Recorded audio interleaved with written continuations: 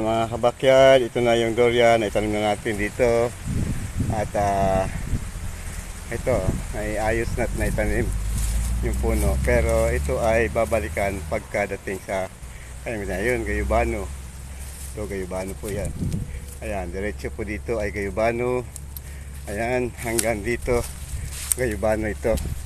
At dire-diretso po natin itatanim yan. Pag balik natin dito sa sunod na linggo para check, ito po ang natanim na natin. Diretso na po yan hanggang doon sa dulo. Ayan po. Ayan, sa kabila ganun din, mayroon na rin tanim. At naitanim na rin natin. So yun, kailangan lang natin for maintenance na para maayos ang pagkanyang tubo. Ayan. Ayan po, ayan. Ayan, kailangan na itanim natin ito.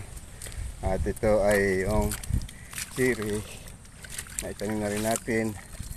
Kahit na medyo matubig, pero ginawa natin paraan, inuumbok natin yung lupa para pag tagtuyot, matutuyuan siya. Ayan. Ayan, sa kabila yung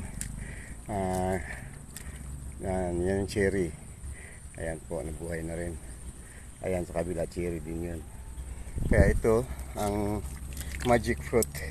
Ito sa kabilang side lamang yung ating i-video para kabila. Kung ano po nakikita dito sa kabila, yun po din sa kabila, sa kabilang parte, kabilang side. Yan po. Kaya ito ay naitanim na natin dito dahil tagputik.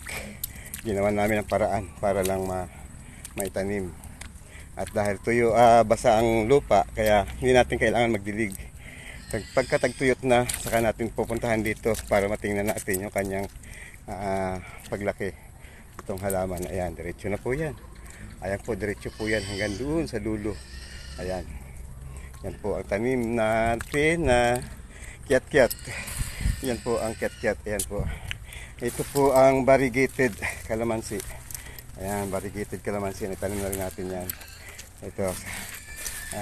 Ayan.